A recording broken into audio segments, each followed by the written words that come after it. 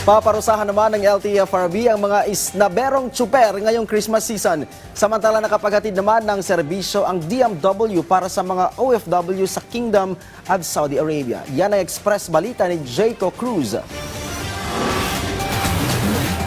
Muling inilapit ng Department of Migrant Workers ang iba't ibang serbisyo ng pamahalaan sa mga Pilipino sa Kingdom of Saudi Arabia. Layo ng DMW na mas mapabilis ang paghahatid ng serbisyo bilang pagkilala sa kabayanihan ng mga manggagawang Pilipino sa ibang bansa. Katuwang ng DMW ang 8 pang ahensya sa pagbubukas ng Bagong Bayani ng Mundo OFW Serbisyo Caravan. Magbubukas din ito sa Jeddah mula ika-8 hanggang 9 ng Disyembre.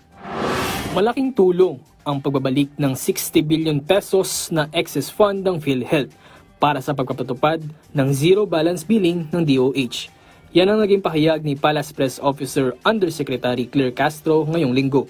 Anya, nakita ni Pangulong Ferdinand R. Marcos Jr. ang importansya ng pondo, lalo na't may programang makatutulong para sa mga Pilipinong walang kakayahan para makapagbayad sa serbisyong medikal. Ang pahayag na ito ay matapos desisyonan ng Korte Suprema na ibalik ang sobrang pondo ng ahensya. Inatasan naman ng DOTR ang LTFRB na parusahan ng mga isnaberong driver ngayong holiday season.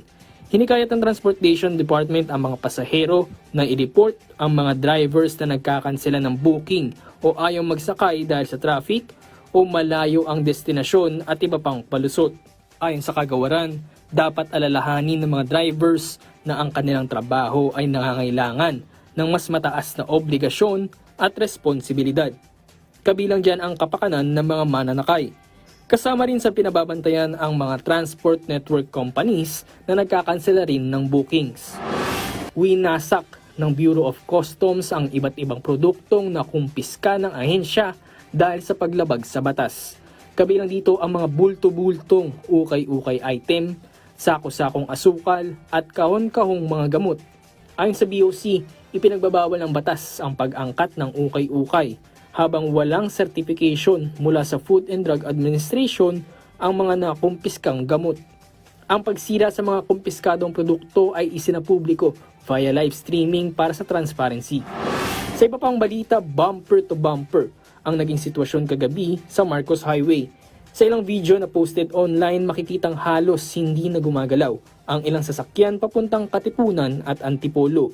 Ang ilang pasahero, napilitan na lang maglakad mula Anonas hanggang FP Felix Avenue para makauwi sa mga karatig bayan sa Rizal. Pasadong hating gabi na nang tuluyang maibsan ang traffic sa lugar. Jayco Cruz para sa Pambansang TV sa Bagong Pilipinas.